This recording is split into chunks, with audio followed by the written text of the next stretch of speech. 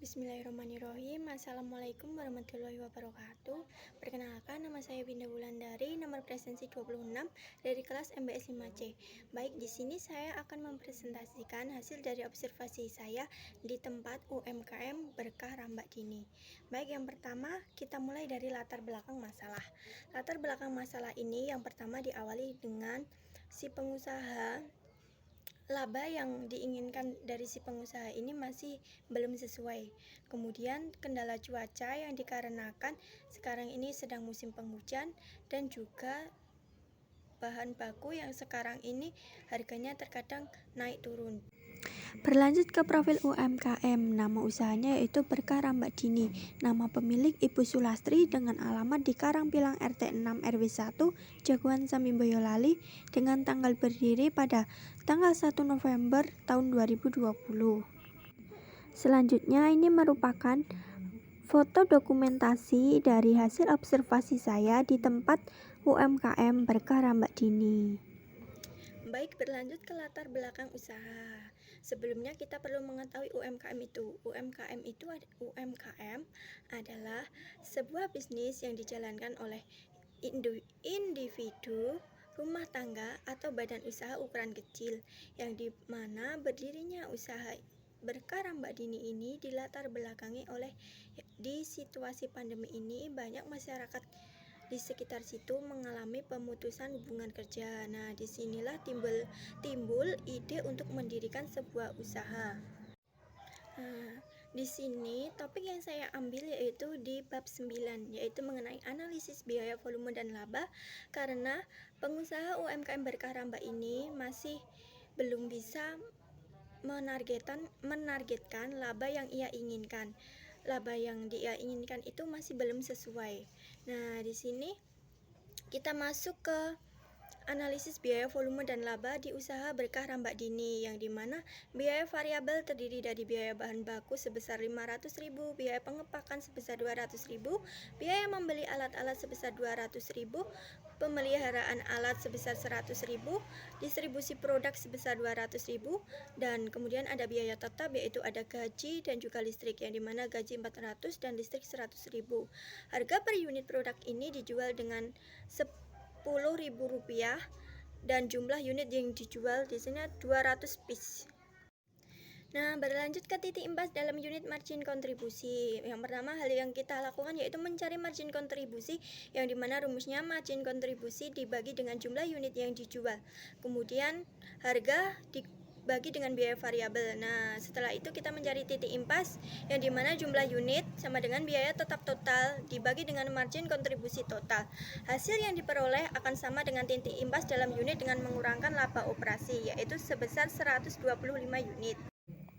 Di sini disajikan bagaimana cara menghitung jumlah unit yang harus dijual, yaitu laba ditargetkan dalam bentuk rupiah, yang dimana kita harus menentukan pendekatan laba operasi terlebih dahulu, yang nantinya akan ditemukan hasil sebesar 700 unit dengan memperoleh laba sebelum pajak sebesar 2.300.000. Berlanjut ke laporan laba rugi. Untuk menghitung jumlah unit yang harus dijual untuk memperoleh laba yang ditargetkan unit penjualan. Untuk mencari laba yang ditargetkan, yang pertama kita harus mencari laba ditargetkan dalam bentuk rupiah. Berkah Rambak Dini ingin memperoleh laba operasi sebesar 2.300.000. Kita perlu menentukan berapa jumlah Berkah Rambak Dini yang harus dijual terlebih dahulu dengan menentukan pendekatan laba. Di sini sudah tersajikan target laba setelah pajak di UMKM Berkah Rambak Dini, yang dimana ditemukan hasil laba operasi sebesar Rp555.555,556 dengan hasil unit sebagai berikut. Berikut target setelah pajak, yang dimana rumusnya sebagai berikut dengan hasil 64 unit. Kemudian berlanjut ke mencari titik impas. Di sini sudah ada rumus dari laba operasi, yang dimana ada penjualan dikurangi dengan biaya variabel dikurangi dengan biaya tetap. Nah, di sini ditemukan penjualan sebesar 5 juta.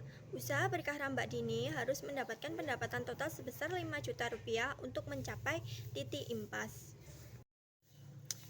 Berlanjut ke titik impas dalam rupiah penjualan, yang dimana di sini sudah ada penjualan sebesar 2 juta rupiah dengan persentase penjualan 100, biaya variabel 1.200.000 dengan persentase penjualan 0,9, dan selanjutnya bisa dibaca sendiri.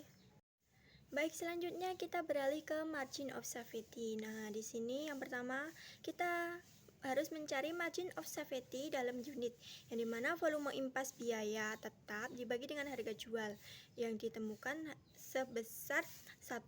Kemudian ada margin of safety yang dimana rumusnya ekspektasi penjualan dikurangi dengan volume impas ditemukan hasil sebesar 199, dan yang kedua ada margin of safety dalam pendapatan penjualan. Di sini volume impasnya ditemukan hasil sebesar Rp500.000. Kemudian ada margin of safety ekspektasi penjualan dikurangi dengan volume impas ditemukan hasil sebesar 1.500.000. Berikut ini disajikan operating leverage dari UMKM berkarya Mbak Dini. Jadi kesimpulannya yaitu usaha berkarya Mbak Dini harus tetap berjalan dengan menggunakan analisis biaya volume laba yang telah direncanakan untuk mencapai laba yang diinginkan, dengan biaya-biaya yang telah dikeluarkan untuk mencapai laba yang diinginkan, yaitu harus meningkatkan produktivitas produk agar laba yang diinginkan dapat disesuaikan. Oleh karena itu, berkarya Mbak Dini harus menjual 125 piece rambak dalam rangka menutup biaya tetap dan biaya variabel, dan kemudian harus menjual sebanyak 700 unit dengan laba untuk memperoleh laba sebelum pajak sebesar 2.300.000. Usaha berkarya Mbak Dini harus mendapatkan pendapatan total sebesar 5 juta rupiah untuk mencari titik impas.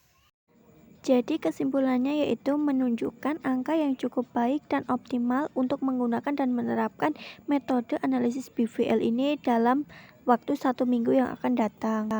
Baik, sekian presentasi dari saya. Kurang lebihnya saya memohon maaf. Wassalamualaikum warahmatullahi wabarakatuh. Terima kasih.